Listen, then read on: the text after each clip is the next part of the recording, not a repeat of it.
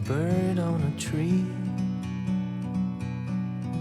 I'm just sitting here, I got time, it's clear to see. From up here, the world seems small. We can sit together, it's so beautiful, you and me. We meant to be in the great outdoors, forever free.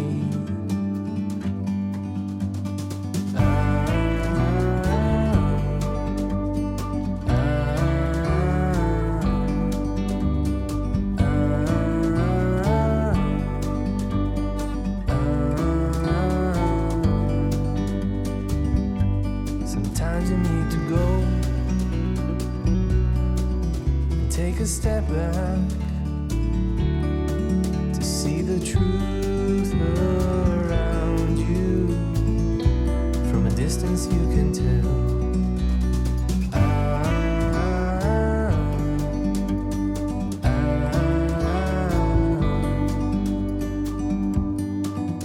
You and me were meant to be in the great outdoors, forever free. You and me meant to be in the great outdoors, forever free.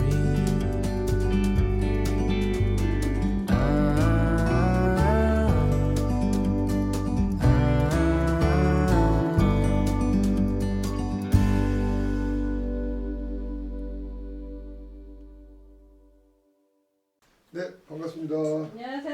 오늘 2023년 10월달 중고차 아카데미 이렇게 여러분과 함께 시작하겠습니다. 어제는 판소리의 날 행사로 아주 성대하게 잘 치렀고요. 오늘은 중고차 아카데미에 빼놓을 수 없는 주제를 하는 날입니다. 첫째로 얘기할 수 있는 게 중고차의 거두이신 이동백 선생님에 대한 이야기를 아주 흥미진진하게 판을 벌릴 거고요. 그래서 오늘 첫 순서로는 중고차 산조를 지금 복원해가지고 성공리에 잘 연주하고 있는 이준 연주자가 기존의 그 심상건류 중고차 산조를 복원시킨 것에다가 또 무용수가 춤으로 그 산조춤을 엮어가지고 선보이는 그런 날이기도 합니다. 이 중고차 아카데미를 통해서 결성한교에서 정말로 그냥 말로만 저렇게 중고차 판소 진흥을 위한 것이 아니라 실제로 이런 성과들이 나타나고 있어서 기쁩니다. 첫 술에 배부를 리가 없죠. 그러나 조금씩 서로가 알아가고 또 알려나가고 이런 작업들 속에서 좀 더 완성도를 찾아가면 또 하나의 레퍼토리, 또 하나의 어떤 장르가 생기지 않을까 이렇게 기대됩니다.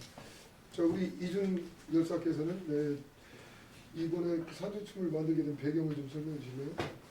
네. 저희가 이제 작년의 시간을 통해서 이제 심상건 선생님의 그 밝은 산조를 복원을 했고 또 이제 여러분들 앞에서 연주를 많이 하면서 좀 확인을 받는 작업을 거쳤다고 생각을 합니다. 그래서 올해는 좀 이 중고째 제가 이제 심상건 선생님의 음악으로 시작을 했지만 이제 다른 무용이라든지 아니면 다른 악기와 함께 하는 그 중고째 예술을 우리가 어떻게 하면 꽃피워볼 수 있을까라는 고민을 하던 차에 이번에는 중고째 가야금 산조인 심상건 가야금 산조를 가지고 산조춤을 만들어 보았습니다. 네. 자, 그러면 준비가 다 되었습니다. 오늘 장단에는 조봉국 씨가 수고해 주셨고요. 가야금에는 지금 말씀하신 이준 연주자가 수고해 주셨습니다. 그리고 오늘 기대되는 산조춤, 춤의 주인공인 무용수는 현재 국립무용단에서 맹활약하고 있는 황태희 네, 황태인 무용수입니다. 인물도 좋거니와 수려합니다. 더욱더 반가운 것은 이 황태인 무용수가 대전 출신이라고 그럽니다. 네, 그래서 대전 충청 대전 충청에 등산동 쪽에 등산동에 직장에 있어. 등산동 살아. 이따가 해. 대전 얘기했네.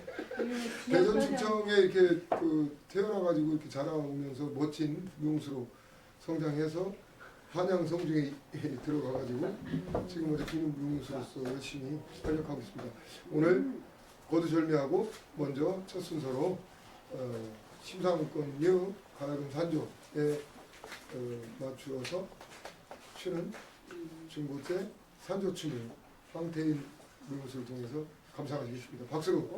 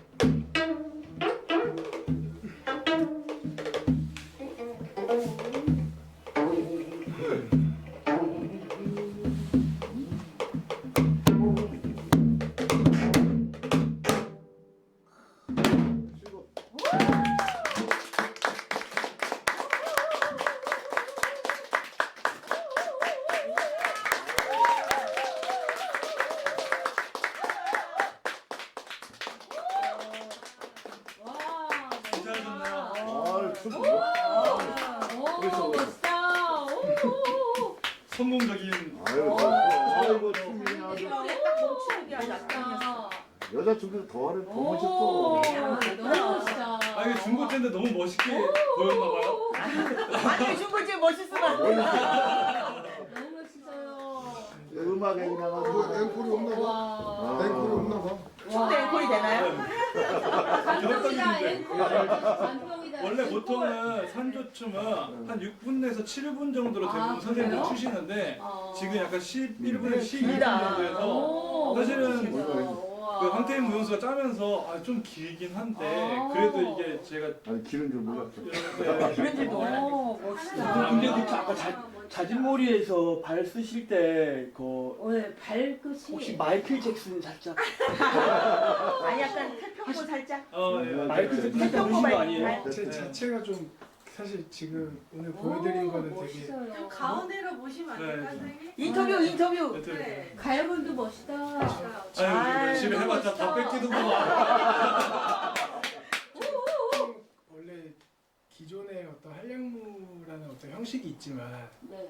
제 나름대로는 좀 다르게 좀 아, 해석을 해보려고 그래도 했고 음. 그러면서 또 형이랑 여기 보우 씨랑 같이 맞춰보면서 또 라이브로 했을 때 또 영감이 좀 또 다르더라고요. 그래서 사실 오늘 뒤에 엄몰이나 자진몰이 부분은 조금 틀은 있지만 좀 많이 열어놨고 네. 그 앞에 국거리랑 그런 부분들은 좀 진양과 중간 시험과 중물이 그 부분은 좀 틀이 완전히 있는 곳이에요. 그래서 제 나름대로는 두 테마가 전체적으로 한 테마지만 그래서 보시는 분들로 하여금 좀 제가 음악을 연습하고 찍어봤을 때는 좀 답답한 듯한 느낌도 있어가지고 오히려 뒷부분 같은 데는 좀 즉흥적으로 좀 열어놨고 그러다 보니까 좀 발재간이나 이런 것들이 제 기분에 따라 그렇지. 좀 나왔던 것 같아요. 오, 그것도 여러분들의 약간 호흡이 너무 좋아서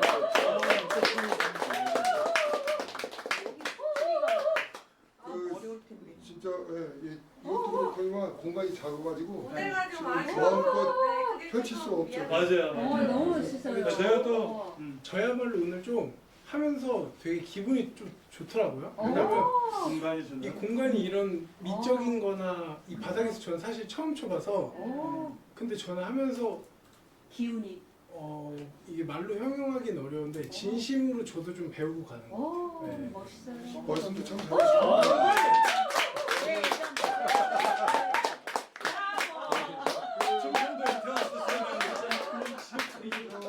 지금 말씀하신 부분이 저는 중요하게 이렇게 착목되는 지점이 있는데 나중에 이제 크리틱이나 해드릴 테겠지만 네.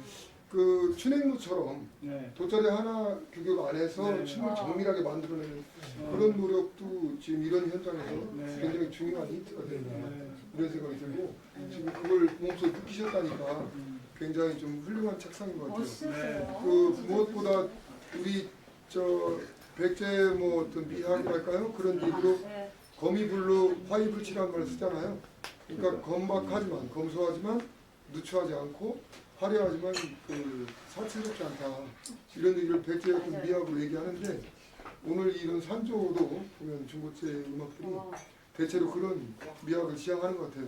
오늘도 춤도 굉장히 절제하면서 이렇게 하려고 하는 그런 그 태도가 상당히 많이 부합하는 그런 아름다운 모습이었습니다. 앞으로 좀 더 갈고 닦으면 좋은 작품이 나오지 않을까 싶습니다. 박수로. 제가 영감 받고 가는 거 네, 중고제 아카데미 오늘 첫 순서 이야기 대담 시간입니다. 오늘은 이동백 선생님에 대한 이동백 명창에 대한 얘기를 한다고 아까 말씀드렸는데 이동백 그러면 일제강점기 그러니까 근대 오명창이라고 칭하는 5명창 중에서도 손꼽는 그 송만각과 함께 가장 인기가 많았던 그런 인물로 손꼽습니다. 그 이동백에 대해서 그냥 개괄적으로 한번 표준적으로 설명 좀 해주시겠습니까? 제가요? 최진기. 네. 네, 안녕하십니까. 이동백 명창, 근대 오명창 중에 한 분으로 서천에서 태어나셨죠. 1866년도에 태어나셔가지고 1949년도 저희 한국전쟁 날 1년 전에 돌아가셨습니다. 그때까지 아마 그 돌아가실 때까지도 왕성한 활동을 하셨고 은퇴 공연은 뭐 어마어마하게 인파가 몰릴 정도로 요즘에 BTS 같은 인기를 누렸던 그런 분이었다 이런 생각이 들고요. 주로 이제 뭐 여러 지역을 많이 다니셨지만 중고대 명창들이 북한 지역에서 인기가 좀 많이 있었고 또 서울에서 또 공연을 굉장히 많이 하셨는데 이동백 선생님이 주도하거나 활동을 많이 하신 뭐 조선음률협회나 조선성악연구회나 이런 데를 통해서 많은 그 제자도 기르셨지만 그 창극 운동도 하셔서 우리나라 창극 기틀을 또 만드신 분이 아닌가 이렇게 생각합니다. 네. 이동백 선생님의 그 업적이나 뭐 활약상은 워낙에 자료도 많이 있고 특히 고음반에 수록된 그의 직접 육성들도 많이 있어서 비교적 다른 명창들, 그 이전 명창들에 비해서는 그 유명세에 맞게 많은 활약상들을 확인할 수 있습니다. 오늘 특별히 그 이태화 교수님을 모셨는데 이동백 일대기 재고라고 하는 이 논문을 쓰셔가지고 거기 재미있게 읽었던 기억이 있습니다. 이동백의 예를 들면 공식적인 발언이나 비공식적인 발언 속에서 나타나는 이동백의 어떤 특징들 그리고 또 비하인드 스토리 뭐 이런 것들을 한번 추적해보는 그런 재미있는 논문이었던 것 같아요. 그래서 오늘 이태화 교수님 모셨습니다. 네. 네, 오늘 결성학교 오시는 기분이 어떠셨나요? 기분이요. 날씨가 너무 좋아서 저번에 처음 왔을 때는 장마 홍수 그 비가 제일 많이 온 날 그날 왔었거든요. 그날도 되게 좋긴 좋았는데 좋은 날 오니까 더 좋고. 네. 뭔가 획기적인 얘기를 할 줄 알았더니 아니 오는데 기분이 어땠어요? 하는데 획기적인 얘기를 어떻게 하죠? 하여튼 좋은 날 오시라고 알겠습니다. 고생하셨습니다. 그렇지 바로 저런 대로. 네, 저는 공격적인 토론을 좋아해서 저렇게. 자, 오늘 이동백의 그 조선일보에 예전에 연재됐던 이동백 일대기를 네. 분석하셨잖아요. 예, 그것을 하게 된 계기가 어떻게 됩니까? 이동백 선생님은 오명창 중에 제일 유명한 사람이고, 그러니까 오명창은 5명이잖아요. 몇 명 이렇게 있는데 그 중에 제일 유명하다 하면 실력도 실력이지만 대중적으로 인기가 제일 높았던 사람이에요. 인데 그리고 또 장수를 하셨어요. 물론 이제 오명창 중에서 제일 오래까지 사신 건 아닌데 오명창 중에 나이가 제일 오래 사셨죠? 오명창 중. 살긴 들어오셨죠. 40년도까지 사신 분. 맞아요. 43년에 저기가 돌아가셨으니까. 김창룡 그래가지고. 근데 장수를 하셨고 그런 것 때문에 인기가 많고 장수하셨으니까 인터뷰를 많이 했을 거잖아요. 그전에 자기 동료들 다 돌아가신 이후에도 많이 했을 거잖아요. 근데 제가 이렇게 보니까 인터뷰를 신문사랑 하는데 할 때마다 조금씩 얘기가 다른 게 있어요. 뭐 기억이 잘 안 날 수도 있고 아니면 뭐 그때 오늘은 이 얘기하고 누구한테 이 얘기하고 그럴 수도 있는데 이게 맞추다 보니까 잘 안 맞는 거예요. 그래서 그냥 뭐 이런 일도 있었구나 저런 일도 있었구나 하고 재밌게 넘어갈 수도 있는데 연구를 하는 사람들은 그럴 수 없잖아요. 이 날짜를 맞추고 몇 살 때 뭐 하고 이런 걸 맞춰야 되는데 이게 안 맞는 거예요. 그래서 하나씩 봤죠. 보다 보니까 이제 맨 마지막 거의 최종판이라고 할 수 있는 게 이제 오늘 말씀드릴 조선일보사에서 7번에 나눠가지고 이제 연재식으로 인터뷰를 하고 해서 뭐 기자가 글을 올린 것 같아요. 그때 이제 아까 선생님 말씀하셨던 은퇴 공연도 그때 그 시즌이었고 그때가 마침 이 양반 또 생신이기도 했고 이래저래 해가지고 그리고 그 직전에는 송방갑이 돌아가시고 그 다음에 정정렬 돌아가시고 뭐 이런 타이밍이에요. 그래서 혼자 약간 쓸쓸하게 혼자 남은 판소리계 대선배이고 가장 인기 많은 사람이고 등등 이런저런 상황이다 보니까 아까 공격적인 걸 좋아하신다고 그랬잖아요. 말이 안 맞는 게 너무 많은 거예요. 제 눈에는 앞뒤가 안 맞고 뭐 과장일 수도 있는데 약간 너무 과장을 해가지고 사실과 좀 많이 빗나간 것도 있고 그래서 그런 걸 좀 바로 잡아놔야 되진 않겠나 하는 생각이 시작하게 됐습니다. 네, 재밌습니다. 그 이동백이라는 사람이 도대체 누구길래 저런 학자들이 그의 일대기를 조사를 해야 되고 뭐 연구해야 되고 그렇게 생각할 수도 있잖아요. 정말로 대단한 인물인 것 같아요. 교수님이 아시는 이동백의 출생에 대한 그 배경이 어떻게 어디에서 태어나서 어떻게 성장했는지 간략히 네 교수님이 아시는 서천 종천면 도만리 네. 네, 저희 생각도 얼마 전에 답사했지 않습니까? 거기서 태어나서 뭐 큰아버지 댁이 진천 충북 진천이었다 이런 설도 제천, 있고 제천 새거지는 제천이었다 이렇게 얘기했죠. 아 새거지가요? 그 저는 이동백에 관해서 막 이렇게 집중 탐구를 해본 적이 없어서 일반적인 내용만 사실은 알고 있는데 어릴 때 한학을 공부했다 뭐 이런 말씀을 또 하셨잖아요. 근데 그 당시 이런 그 집안에서 한학을 이렇게 공부하기가 어려울 텐데 예전에 그 김현수 같은 분도 중학교 나오면 자기가 공부를 많이 했다 이렇게 얘기하시고 그래서 이런 것들이 나중에 보면 학교 다닌 상황 같은 것들이 사실은 본인 말하고 다른 경우가 많이 있어요. 그래서 이동백 선생님도 아마 그런 차원에서 어린 시절을 좀 좋은 집안에서 자란 것처럼 이렇게 포장을 해서 얘기하지 않았나 싶은데 이 이동백 선생이 먼 친척벌의 이 어린년이라고 그 은산 별신질 미녀가 있었거든요.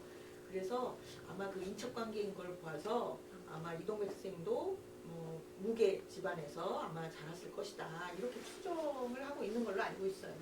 이동백이 교수님이 저기 조사하는 거에 의하면 네. 이동백이 서천 사람은 분명합니까?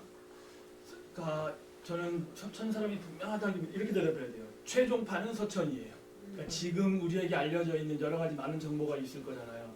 지금까지 가장 유력한 정보라고 해야 되나? 최종판은 일단 서천 도만리로 되어 있고 이건 제 생각에도 그건 얼추 맞는 것 같아요. 근데 다만 이제 아까 선생님 말씀하신 것처럼 친척 중에 이제 육촌 동생이 은산 별신제의 무녀였는데 은산이 어디냐면은 여기 부여, 부여군 은산면인가 그럴 거예요. 여기 지금 우리 결성이랑 서천이랑 거의 가운데 정도가 부여인데 그러니까 무당 집안은 이 단골이라는 게 원래 있어가지고 자기들끼리만 결혼할 수 있어요. 그러니까 식구끼리 한다는 게 아니고 목업에 종사하는 사람들 그런 사람들끼리만 그 계층 사람들끼리만 결혼할 수 있고 뭐 교류하고 이러기 때문에 아마 뭐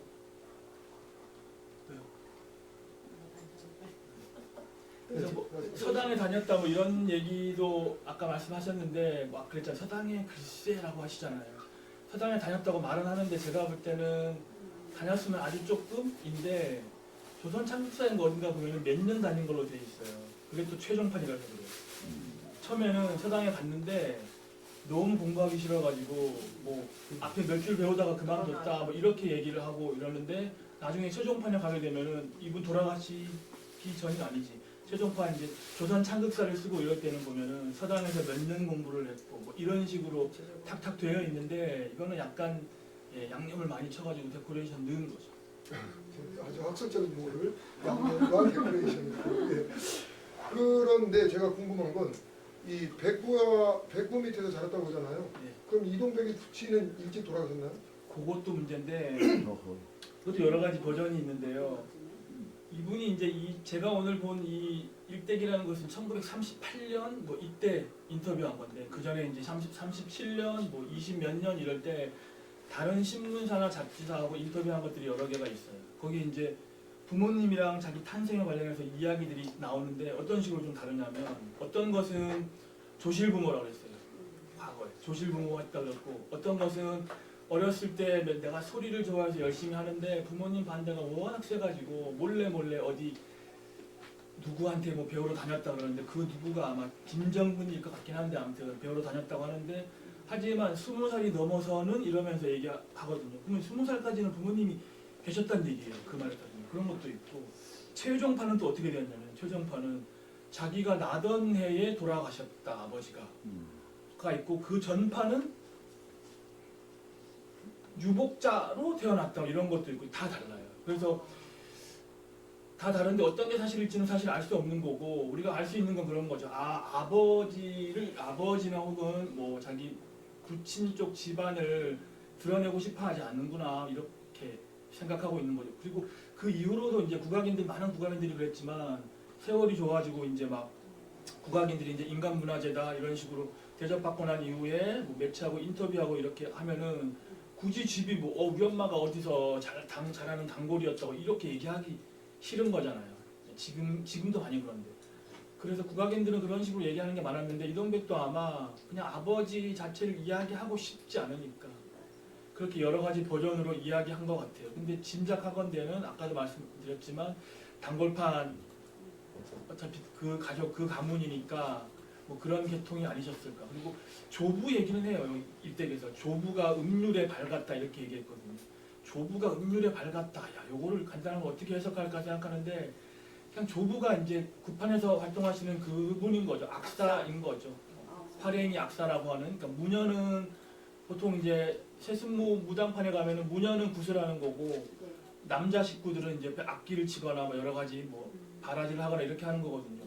뭐 그런 것이죠. 아버지도 아마 그랬을 가능성이 있는지 없는지 모르지만 할아버지가 음률에 어떻게 했다는 얘기는 뭐 거의 100% 그거라고 봐야 되는 거죠. 그래서 대충 위에 우리 집은 그냥 뭐 음악과 관련은 되어 있는데 뭐 아버지도 그렇고 특별히 뭐 그런 건 없어요라고 넘어가려고 했어요. 그 아까 백구의 집에서 자라났다고 했잖아요. 그 버전도 있고 또 백부의 집에 백부랑 같이 이제 살면서 그 동네 농사를 20살 때까지 지었다고 하는 그런 인터뷰. 지금 제가 말씀드린 이 인터뷰 내용은 전부 다 이동백 선생 본인이 한 말이에요. 누가 듣고 한 게 아니고 본인이 다. 그렇게 다르게 말해요. 그러니까 문제라는 거예요. 자기가 말했는데도 늘 다르게 말해. 그러니까 문제라는 거예요. 그러니까 제 느낌에는 명성이 올라가면 올라갈수록 이거 약간 좀 불편한 얘기일 수도 있는데 미리 말씀드릴 것은 지금 오늘 제가 말씀드리는 이 내용은 중고제 아카데미와의 어떤 공식 의견과는 상관없는 제 이야기일 뿐이고요. 왜냐하면 제가 이동부 선생을 많이 이렇게 까내리는 듯한 얘기를 할 거니까 확인되지 않은 것들이니까 뭐 하여튼 그런 식으로 여러 가지 버전에서 뭐 얘기하던 거죠? 네, 백구 밑에서 자랐다는데 백부랑 같이 살았다는 그런 것도 있고 뭐 여러 가지 있었는데 이웃집에 산 거는 맞긴 맞는 것 같아요. 같은 동네. 근데 최종판에는 어떻게 되어 있냐?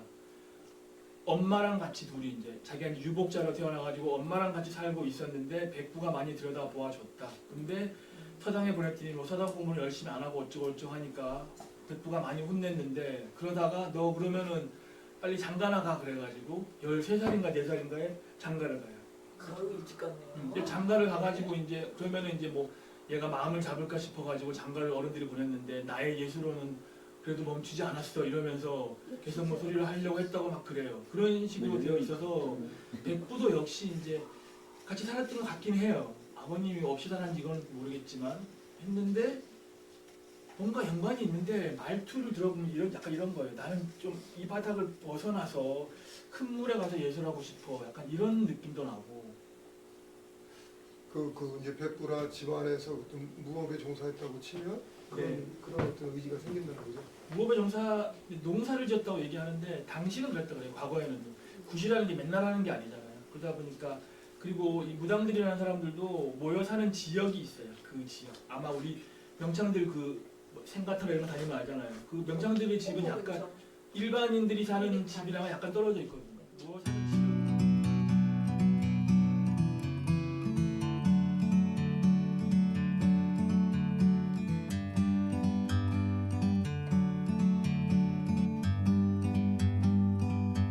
Like a bird on a tree, I'm just sitting here. I got time, it's clear to see.